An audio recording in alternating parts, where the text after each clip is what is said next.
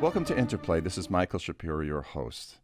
Today I have a wonderful friend, conductor, composer, but I'll talk about that order in a second, Ivan Fischer. Hello, Ivan. How are you? Hello, thank you very much for inviting me. Thank you. You know, there are conductors who compose, and there are composers who conduct. Conductors who compose, Furtwängler, Walter, Klemperer, many in history. But there are composers who conduct, like Mahler, like Richard Strauss, like Ivan Fischer. And I want to go to that right away. Ivan, this discussion is really about your music and what you have written. Now, I know you studied in Vienna with Swarovski, I think, conducting, but did you study composition early on? Before that, I did, when I was still in Budapest, and this was between the age of 15 and 19. Then I was at the conservatory, the Béla Bartók Conservatory in Budapest, and I studied cello and composition there. Then I moved to Vienna and I started conducting, and there wasn't really a composition class, except there were a few composers who taught us various details of composition. I Hmm. remember, for example, Friedrich Zerha, a very good Yes, Viennese yes. composer. He taught us notation, how to write music. Then there was Franz Urbaner, a very good other composer, score reading and how to orchestrate. So it's difficult to say. I didn't have like one composition teacher, but a number of different details.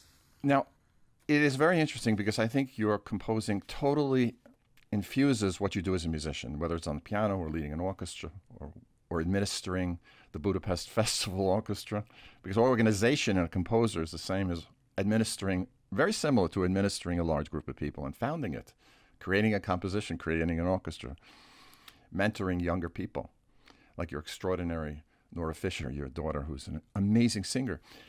And on YouTube, there are two performances that I could find of you accompanying her. One, I think, on Dutch television, and the other one, another setting. And it's of a piece you wrote based on poetry of Rochel Korn, the Yiddish poet and short story writer who lived from 1898 to 1982.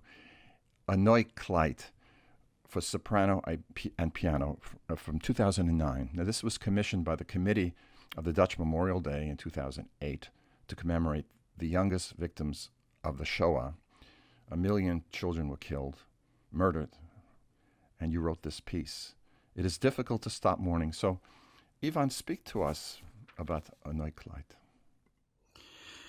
Yes, originally it was a commission by that memorial committee, and I composed it for a choir. It was Ah, originally a choral work because there was a youth choir for whom the commission happened, and that was the occasion. mhm. And it's performable with the choir, but I thought it takes away a little bit the personal attitude and the freedom it needs, because it's a little bit a chanson-like musical style, Very much. which works better if it's freer, a little Hmm. with rhythmical liberties. Yes, So immediately when I heard it with the choir, I thought I will make another version for one singer. wonderful. And the second version became more well known, which I often performed with my daughter Nora, whom I had in mind for the one voice arrangement. Well, the quality of her voice, certainly, you can hear it, and the way she interprets, the way she turns the phrase, everything she does. Let's talk about the form for a second, composer to composer. It is an A, B, A, B, A, B form, but each A and each B is different. The A is a Yiddish melody, it's a Jewish melody, no question, coming straight out of your soul. And to this son of a klezmer, I got it immediately. The B section, however, is this kind of threnody, this kind of chant, almost liturgical in your own voice, and it goes very different. Explain that A and that B to me, if you would. If you think about the text of this poem, the story, it becomes very clear. It's about a new dress. You put on the new dress after 7 years of mourning. You put away the mourning dress and you put on your everyday dress. Yes. But it doesn't feel good, it hurts, it causes pain because it's difficult to stop mourning. This is what basically the poem is about. Now, one part of it is like a narration. You tell the story to the listener that after 7 years of mourning, I put on the new dress, and this is what we could say it's a Yiddish like chanson. It's a Yiddish song style. Yeah. And then when you explore your own feelings, this is what you call the B section, where you don't really find yourself, you don't find identity with yourself. And this is this searching, hovering notes where you are looking for the harmonies, even musically speaking. Where are we? It's a little losing the ground. And then you describe that it hurts, it doesn't feel right. The buttons, the folds on the dress, everything reminds me on the morning. And then you go back to the narration, you repeat that after 7 years I put on a new dress, and then again you explore your own feelings. So this, the structure of the song comes from these two attitudes in the poem. I want to talk to you next about something which is very dear to me. I studied conducting at the Mannes College of Music with Karl Bamberger, who was an associate of Furtwängler and Walter and knew Klemper very, very well. And he was born in 1902, died in 1987, 85. He was, of course, a refugee and got out in 1938 because he had Soviet imprints on his passport, having conducted the premiere of Shostakovich's first piano concerto, among other things. But at his home, when he'd invite me and we'd have goulash zuppa and speak Viennese German, he would have people there from Prague and Budapest, all Jews from various different kinds of backgrounds, all born around the turn of the last century. They were all fans of Goethe and Rilke and Hildebrand and so forth, and Wagner. But they were refugees, every one of them from the Shoah. You've had similar paradoxical feelings with the composition of your great cantata, Eine Deutsch-Jiddische Kantate, a German-Jewish cantata, based on Yiddish folk song, Rilke, Goethe, and Avram Sutzkever, a Shoah victim. Duality, paradox. You've spoken about this a lot, but not with me, so I'm going to push you further than you've done publicly. So many of these Jews, all of them, these mostly upper-class cultured Jews who played music in the home, they were fascinated with German culture, but yet they were victims of it. So talk about this colliding of styles that you do in this wonderful, wonderful work, Ein Deutsch-Jiddische Kantate. This is precisely the paradoxical duality, what you described. When the Jews of Central Europe, many of them decided to leave religion around 1900 or probably a little earlier, and started a lifestyle of an assimilated, secular, but Jewish identity, then they still continued the natural, intuitive behavior of the Jewish people, which was to have an adoration for something, a spiritual value. Yes. So imagine maybe the father's main spiritual source was God, Hmm. but the son who stepped out of the religion needed another God, another spiritual idol. Yes. So this generation turned to culture, and culture became their religion. Yes. This was precisely what you say our fathers or grandfathers' generation, who Gustav be, Mahler, nicht? or Gustav. Mahler himself exactly. Yeah. Actually, the conductor of the first performance of Parsifal was a religious Jewish conductor, He was. Hermann Levi. Yes, he was. And here we are in this Jewish world, in these families. They were looking for the most modern, for the newest cultural Hmm. achievement, and it was the world of Richard Wagner. My family was full of Wagner fans, and that they went through the Shoah. You know, some people, like in all Jewish families, some were killed, other lost family members, like all of us, all Jewish people in the 20th century. But the adoration of German culture never changed. I asked my father about this. After what you went through, how can you have such an unlimited love for Goethe, Beethoven, and all the German heroes? And he said, oh, this has nothing to do with it.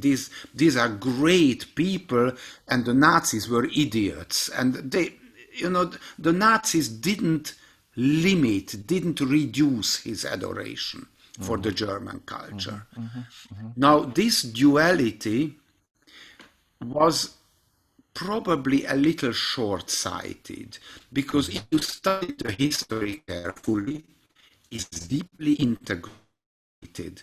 We know the anti-Semitism of Martin Luther. We see signs of anti-Semitism in the greatest German cultural cult figures, but still the adoration is there, and intuitively I feel it too. I love Beethoven, and I love the German culture, Yeah. and Yeah. I find it absolutely terrible what this way of this thinking did to me, to my Mm. family, to my Hmm. people in general. You know, your piece, the German Jewish cantata, which you just described its background, I'd like to talk about musically quickly.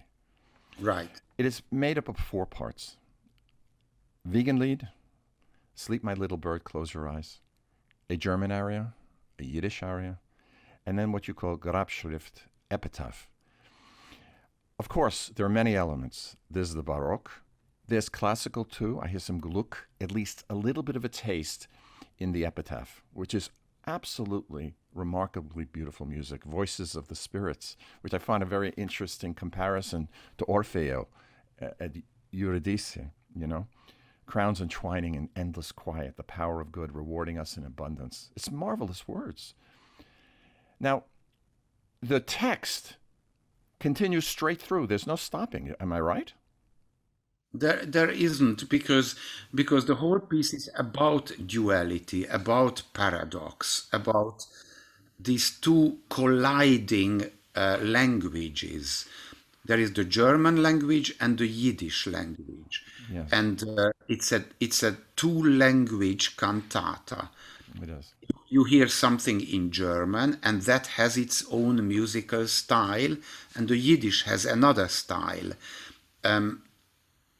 Why Baroque? Yes, I chose Baroque harmonies and ways of melodies Kind of. because somehow, as a Kind of. child, for me, it had an association with the German culture. A little bit of Bach in it, a little bit of that. It's a very dreamy association Hmm. that it means the tradition of German culture to me. Understood. And why? does the Abraham Sutzkever poem where he describes his own terrible wartime experiences, where his mother died and his feelings with his mother. It's a heartbreakingly sad It is. poem. Why is that style a little bit? I could call it maybe the 20s, a bit of Kurt Weill like But your feeling. voice, Ivan, I want you to be very careful about this because you're talking to a composer of 50 years of writing, more, 55. And I will tell you, it's your voice. And I grew up in Yiddish Yes, music. but I grew up in symphonic music. Yes, these influences are there.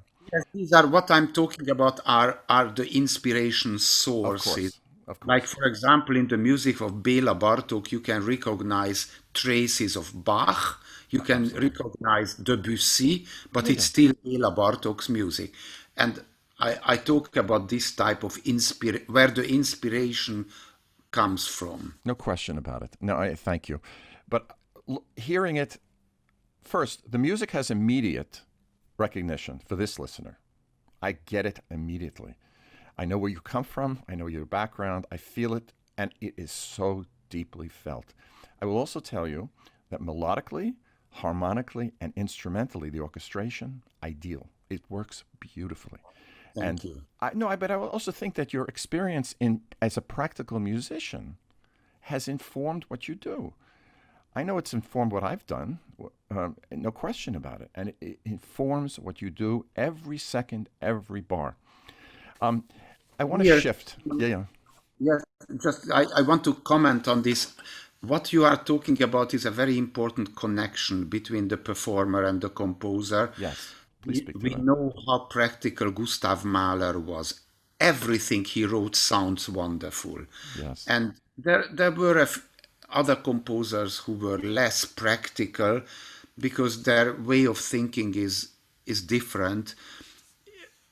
Look at the compositions of Leonard Bernstein, for example. Everything sounds immediately Yes, it does. brilliant because of his experiences with instruments, orchestras, voices.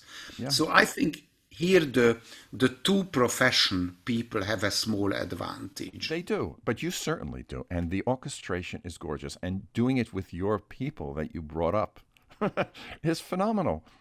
We're going to shift to the Red Heifer, which Good. is a remarkable piece.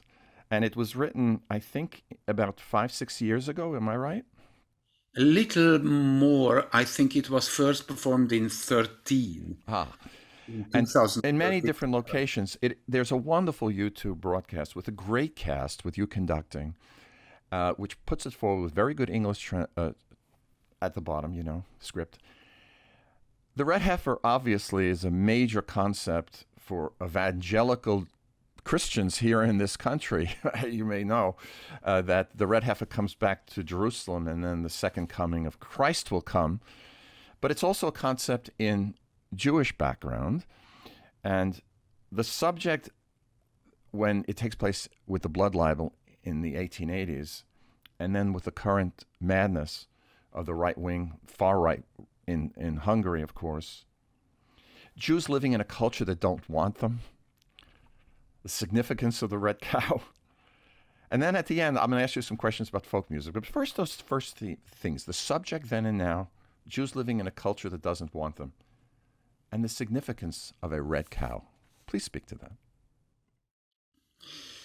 This is a mysterious chapter in the Torah. The Yes. red heifer um, is the purification symbol. You have to be purified in the ashes of the red heifer, which never happens because one cannot find the red heifer because Yeah. the red heifer has to be perfect, and there are many conditions which we don't have. Mm-hmm. So it's a theoretical purification which is described there but never happens, and it's one of the obstacles Mm-hmm. why the temple cannot be rebuilt. Now, the story here in this opera is about one character. There is one important character, the boy Moritz, who betrays his father and betrays Yes. his community. Yes, he When does. there is the blood libel case, Mm-hmm. then the anti-Semites are looking for a crown witness, and the boy decides to be that crown witness. Mm-hmm. And Yes, quite. Moritz goes through the psychological process of becoming a traitor, and he Mm-hmm. goes through the second psychological process of coming to terms with what he did. And what interested me very much is this betraying your own community, betraying your religion, betraying your father. Mm-hmm. Then when you get the proof that it was all wrong, and you see that it was in vain, and Mm-hmm. you see, now this is very important, that your father doesn't punish you. This is the crucial moment in the opera, He that doesn't the at all. father, They sit and he falls asleep, the father. yes, he's there, but he doesn't say, the boy expects to get a big smack, but he doesn't do it. Mm-hmm. He's just sitting there, he doesn't say a word. And this somehow starts a purification in the boy's mind. Mm-hmm. Something happens to him where he understands. This was, I know, the most daring decision in this 1 hour opera It was is, quite. to finish with a 12-minute piece without any singing in it. Correct. Very daring, I might add, This was for a the theater very, and piece. in those 12 minutes, Right. you hear the motives, you hear the melodies, the fragments of the melodies, Mm-hmm. Yes. what happened earlier, because you hear what goes through the mind of the boy. Yes. He relives those experiences again and gets somehow purified. It's an unbelievable experience, and also just musically what happens there. Let's jump into the music for a second, because I heard so much different things. First, the entrance of Esther, the young girl, is a gorgeous folk melody, which I is original. May I ask? Phenomenal. And then No, no, you, no, no, it's completely my yeah, I'm saying it's your composition. It's fabulous, yes. and it sounds like it comes right out of the hills. You know, I have a compositional style which I would call a collage technique, that Mm-hmm. I like to confront different styles with each other. And for me, musically, it was a very exciting idea Mm-hmm. to, to confront the Hungarian folklore, Mm, because this is what lures the boy into being a traitor, quite. and to confront this style with the Jewish elements in the Mm-hmm. music. Mm-hmm. So for me, this was the possibility of a collage, of a confrontation of two musical idioms. And it starts, in fact, with the Hungarian folklore's style, but they are all compositions by me. Fabulous. One element of this style is the folk song, the song sung by Esther at the beginning. Another element is the dances, the folkloristic dances, which is the dance music by this big party scene. These are all inspired by Hungarian folklore. Is it the Chardas? Is that what it's called? Yes, Chardash is one of a sequence of dances. It starts with other dance forms and eventually turns into a Chardash. Mm-hmm. Mm-hmm. It's fabulous. And then what is absolutely beautiful after all of that, you have the what I call the Freedom or Liberation Quartet of the father plus the other three defendants in the case when they're liberated. Kossuth comes in and gives that great, beautiful aria, and his influence seems to liberate the men, and the judge declares this to be a false case and has them freed. But the Jewish music you bring in there is so deeply felt and so beautifully done that the contrast also with Esther's music and then the dance music is striking. It's a great accomplishment. What I had in mind was a nigun. A nigun is one of those melodies which the Hasidic people sing sometimes without any words. It's just a bim bam, whatever. Ecstasy, Yes, dance music, as you do in they the Bach show. dance. Yes, it's something which develops. It starts Right. maybe a little less exciting and becomes more and more exciting and leads to ecstasy. Yeah. Now imagine you are liberated, you just come out of a terrible prison with lots of physical pain, and you are Hmm. liberated. It cannot start immediately, your ecstasy, but gradually through this music they become extremely joyous. So this art form, the nigun, helped me to write this Jewish style. It's brilliantly done, beautifully played and sung, and it's thrilling. Um, Last discussion before we go. This has been so wonderful. What's next for you, composer Ivan Fischer? Well, this is not an easy period for me. I thought first that being locked down with the COVID pandemic, it's great to compose. You are at home, you have time, but it doesn't work that way. Somehow, it didn't, and I don't have an explanation for it, but but it's much slower than usual. Maybe this forced solitude is not something which is the right thing. Probably other people can explain it easier than I do. It depends. I can only report that it wasn't an easy time for me. Yes. Now I am writing a slow movement for a brass quintet. Good. There is a piece called the Fanfare, which I wrote for a brass group, I've heard it. and It's wonderful. they asked me to write a first movement to it, so it becomes a longer composition of Good. a slow, fast Good. pattern. I have to finish it in about 10 days. So this will happen. And and there are a few other small commissions, but I don't expect anything big. My last year, which was very important for me, was when I finished Monteverdi's Orfeo because it required a lot of study. I Mm. composed the version which we don't have of the original first version of the libretto, Wow. which I find much more exciting. Mm. And in that, Orfeo by Monteverdi ends with a big bacchanal scene, and I wanted to compose that bacchanal feast. Magnificent. It's about 10 minutes music completely in the style of Monteverdi's period. Mm. So you are not supposed to hear where his music stops and my one starts. Wow. That's wonderful. Well, we've been talking about three of your pieces, and now this new one, and the brass piece. And it's been a wonderful conversation. Ivan Fischer, composer, musician, fighter for human rights.